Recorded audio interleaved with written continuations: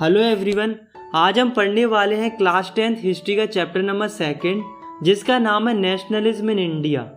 तो सबसे पहले हम ये समझते हैं कि नेशनलिज्म इन इंडिया का मतलब क्या होता है। तो नेशनलिज्म का मतलब होता है अपने देश के प्रति प्यार और गर्व की भावना होना, जिसे हम आसान भाषा में देशभक्ति भी कह सकते हैं। तो आखिर हमारे देश इंडिया के लोगों के बीच में देशभक्ति की भावना कैसे पैदा हुई और इस फीलिंग को पाने के लिए हमारे देश के लोगों ने क्या क्या स्ट्रगल किया, चलिए जानते हैं इस वीडियो में।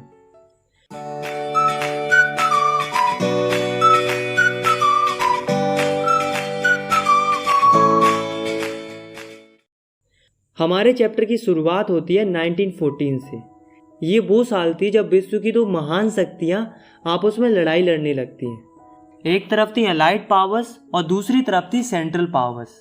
अलाइड्स पावर्स में थे रूस, ब्रिटेन, अमेरिका, जापान, ये देश आते थे। और सेंट्रल पावर में ऑस्ट्रो हंगेरियन, जर्मनी और ऑटोमन अम्पायर आते थे। तो ये दोनों ही पावर आपस में लड़ाई लड़ रही थी और इसी लड़ाई को वर्ल्ड वॉर फर्स्ट के नाम से जाना गया। अब आप लोग जरा ध्यान दो, इसमें जो ब्रिटेन है वो भी ये लड़ाई लड़ रहा था। हमारी इंडिया का डायरेक्टली इस वॉर से कोई कनेक्शन नहीं था, लेकिन इनडायरेक्टली कनेक्शन था, क्योंकि उस समय पर जो ब्रिटेन था वो हमारी इंडिया के ऊपर कब्जा बनाए हुए था। यानी कि उस समय पर हम ब्रिटिशर्स की कॉलोनी थे। चूंकि ब्रिटिशर्स इस वॉर को लड़ रहे थे और हम ब्रिटिशर्स की कॉलोनी थे, इसलिए इस वॉर का इम्पैक्ट हमारी इंडिया के ऊपर भी पड़ रहा था। अब क्या इम्पैक्ट पड़ रहा था, चलिए जानते हैं। Impact of first world war on India. पहला कि जो ब्रिटिशर्स थे वो वॉर लड़ रहे थे, जिस वजह से वो अपना डिफेंस एक्सपेंडिचर बढ़ा रहे थे और उसके लिए उन्हें पैसों की जरूरत थी। तो इसके लिए जो ब्रिटिश गवर्नमेंट थी वो कस्टम ड्यूटीज बढ़ा देती है और इनकम टैक्स इंट्रोड्यूस कर देती है। टैक्स बढ़ाने के कारण महंगाई बढ़ती जा रही थी। हर वस्तु की कीमत लगभग दुगनी हो चुकी थी, जिसके कारण लोग बहुत परेशान थे। लोगों का बुरा हाल था। ऊपर से जो ब्रिटिश गवर्नमेंट थी वो इंडियन लोगों को जबरदस्ती ब्रिटिश आर्मी में भर्ती कर रही थी, जिस वजह से लोगों को बहुत गुस्सा आ रहा था। हमारे देश के लोग परेशान तो थे ही, ऊपर से जो प्रकृति थी वो भी हमारा साथ नहीं दे रही थी। 1918-19 और 1920-21 की जो फसलें थी वो बरसात ना होने के कारण खराब हो जाती हैं और देश में खाने की कमी हो जाती है, जिस वजह से लोग भूखे मरने लगते हैं। और साथ में यही वो समय था जब देश में एक महामारी फैल रही थी जिसका नाम था इन्फ्लुएंजा एपिडेमिक, जिससे कई सारे लोग मर जाते हैं। दोस्तों, 1921 के सेंसस के हिसाब से ये बताया जाता है कि इंडिया के लगभग 13 मिलियन लोग मर जाते हैं इस भुखमरी और इस महामारी के कारण। लोगों को लग रहा था कि ये समस्या वॉर के खत्म होने के साथ ही खत्म हो जाएंगी, लेकिन अफसोस ऐसा नहीं हुआ। द आइडिया ऑफ सत्याग्रह। अब दोस्तों, ये जो परेशानियों का दौर चल रहा था, इस दौर में लोगों को जरूरत थी एक ऐसी लीडर की जो इनकी समस्याओं को खत्म करे। तो फाइनली जनवरी 1915 में एंट्री होती है the great man of India की, यानी कि महात्मा गांधी की। गांधी जी साउथ अफ्रीका से इंडिया आते हैं और एक आइडिया लेकर आते हैं जिसका नाम था सत्याग्रह। ये आइडिया था नॉन वायलेंस का, यानी कि अहिंसा का। गांधी जी कहते थे कि हमें जो भी लड़ाई लड़नी है उसे हम प्रेम से लड़ेंगे, बिना किसी अस्त्र शस्त्र का इस्तेमाल किए, सत्य की राह पर चलकर और शांतिपूर्ण तरीके से। गांधी जी ने इंडिया आने से पहले साउथ अफ्रीका में 1906 में अपना सबसे पहला सत्याग्रह आंदोलन ऑर्गेनाइज किया था, जो कि साउथ अफ्रीका के रेसिज्म सिस्टम के खिलाफ था। गांधी जी का यह आंदोलन सफल रहा था और उनके इस नए आइडिया की वजह से उन्हें साउथ अफ्रीका में खूब पॉपुलैरिटी मिली थी। और फिर जब वो इंडिया आए तो उन्होंने भारत में भी 3 अलग अलग जगहों पर सत्याग्रह आंदोलन स्टार्ट किए। तो भारत के अंदर गांधी जी ने सबसे पहला सत्याग्रह आंदोलन 1917 में स्टार्ट किया था, जो कि था चंपारण, बिहार में। तो ये लॉन्च किया गया था इंडिगो फार्मर्स के लिए। उस समय पर क्या हो रहा था कि जो ब्रिटिशर्स थे वो इन फार्मर्स को फोर्स करते थे इंडिगो की फसल उगाने के लिए, यानी कि नील की फसल उगाने के लिए। और जहाँ कहीं भी ये फसल उगाई जाती थी वो ज़मीन बंजर हो जाती थी। ऊपर से जो ब्रिटिशर्स थे वो इन किसानों को पैसे भी कम दे रहे थे। मतलब एक तो किसानों की ज़मीन भी खराब हो रही थी, ऊपर से उन्हें पैसे भी कम मिल रहे थे। तो इस बात से जो किसान थे वो परेशान थे। तो यहाँ पर गांधी जी क्या करते हैं, सारे किसानों को इंस्पायर करते हैं और मिलकर स्ट्रगल करते हैं और आवाज़ उठाते हैं इस प्लांटेशन सिस्टम के खिलाफ। तो यहाँ पर सक्सेस मिलने के बाद 1917 में ही गांधी जी जाते हैं गुजरात के खेड़ा डिस्ट्रिक्ट में। वहाँ पर वो देखते हैं कि यहाँ पर भी किसानों की कंडीशन खराब है। वहाँ के किसानों के साथ क्या हो रहा था कि उनकी जो फसलें थी वो खराब हो गई थी और एक प्लग नाम की बीमारी भी फैल रही थी वहाँ पर, जिस वजह से जो किसान थे वो टैक्स या रेवेन्यू नहीं दे पा रहे थे ब्रिटिश गवर्नमेंट का। तो गांधी जी इन फार्मर्स को सपोर्ट करते हैं और लॉन्च करते हैं अपना दूसरा सत्याग्रह और डिमांड करते हैं रिलैक्सेशन की। तो गांधी जी का जो दूसरा सत्याग्रह था वो भी सक्सेसफुल रहता है और जो किसानों का टैक्स या रेवेन्यू था वो भी माफ़ हो जाता है। इसके बाद 1918 में गांधी जी जाते हैं अहमदाबाद।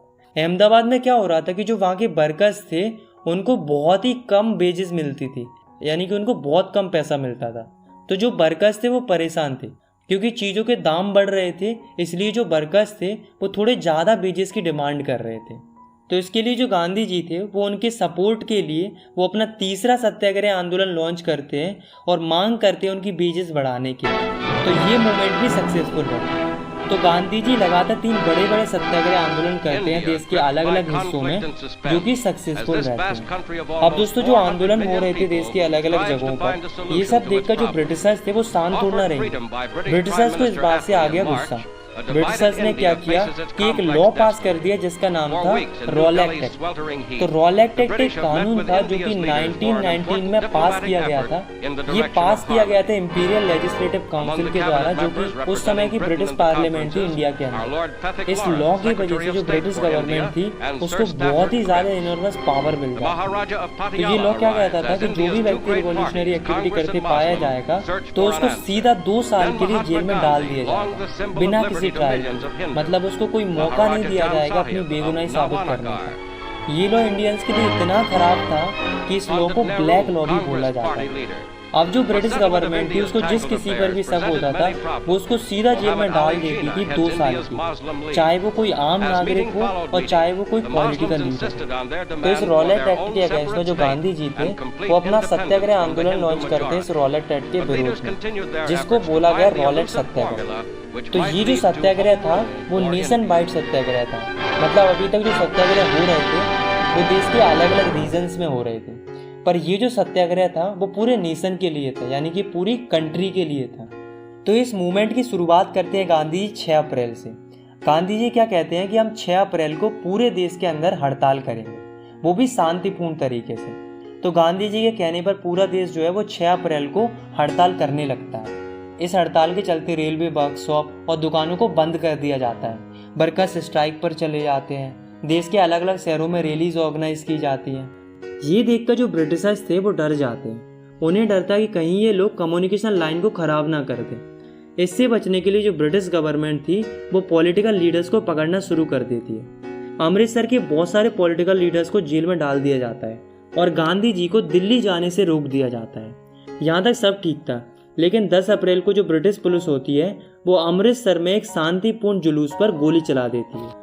इसके बाद लोगों को बहुत गुस्सा आता है और वो बैंकों पर, पोस्ट ऑफिसेस पर, रेलवे स्टेशंस पर हमला कर देते हैं और तोड़फोड़ मचा देते हैं। सिचुएशन बहुत ज़्यादा ख़राब होने लगती है।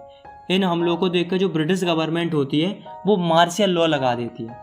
मार्शल लॉ लगने के बाद अब जो पावर थी वो मिलिट्री के पास पहुंच जाती है और उस समय पर मिलिट्री की जो कमांड थी वो थी जनरल डायर के पास।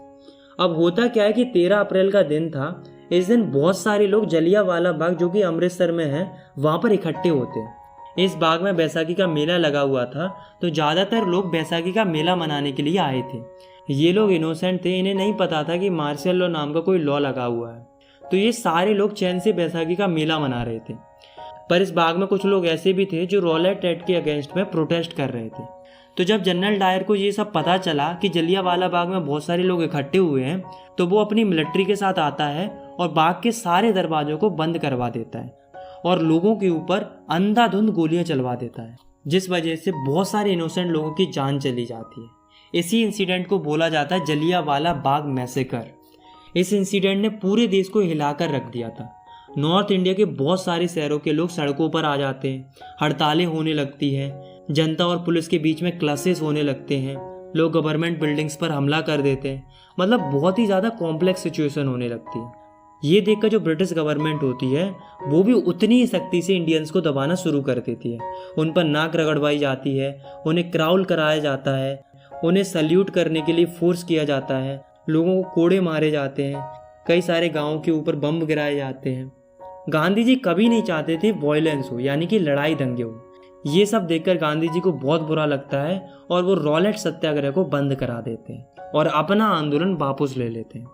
अब यहाँ पर गांधी जी को लगता है कि अगर हमें अंग्रेजों से लड़ाई लड़नी है तो हमें और बड़ा आंदोलन करने की ज़रूरत है, पर इसके लिए हिंदू और मुस्लिम का एक होना ज़रूरी है।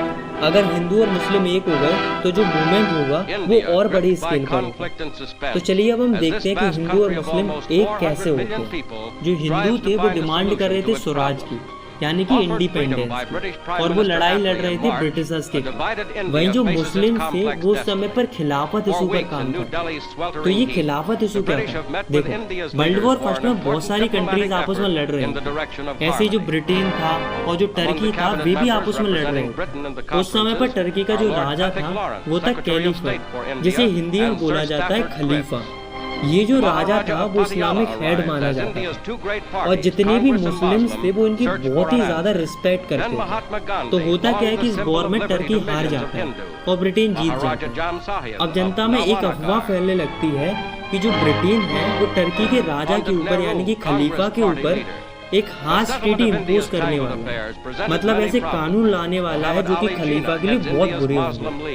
तो इस बात से जो इंडियन मुस्लिम्स थे उनको बहुत बुरा लग रहा था कि उनके जो हेड है खलीफा उनके ऊपर एक हार्श ट्रीटी इम्पोज की जा रही है। इस बात से जो इंडियन मुस्लिम्स थे उनको ब्रिटिशर्स के ऊपर बहुत ज्यादा गुस्सा आ रहा है। अब आपने एक चीज नोटिस की कि हिंदूज की दुश्मनी ब्रिटिशर्स के साथ थी और अब मुस्लिम्स की दुश्मनी भी किससे हो गई थी? ब्रिटिशर्स से हो गई थी। तो जब यहाँ पर हमारा दुश्मन एक था तो क्यों ना दोस्त बना जाए। गांधी जी को ये एक अच्छी अपॉर्चुनिटी लगती है हिंदू और मुस्लिम को एक करने के लिए। तो होता क्या है कि मार्च 1919 में बॉम्बे के अंदर एक कमेटी बनाई जाती है जिसका नाम था खिलाफत कमेटी। ये फॉर्म की जाती है कई सारे मुस्लिम लीडर्स के द्वारा, जिनमें से दो मेन लीडर थे जिनका नाम था मोहम्मद अली और शौकत अली। ये दोनों क्या करते हैं, ये गांधी जी के साथ डिस्कशन करते हैं कि मास एक्शन की गुंजाइश है कि नहीं, मतलब हम बड़ी तादाद में आंदोलन कर सकते हैं या नहीं कर सकते हैं। गांधी जी कहते हैं बिल्कुल कर सकते हैं। अगर ये दोनों कम्युनिटी आपस में मिल गई तो आंदोलन बहुत बड़ी स्केल पर होगा और फिर तुम अपने खिलाफत इशू को निपटा लेना और हम अपने स्वराज इशू को निपटा लेंगे। दोनों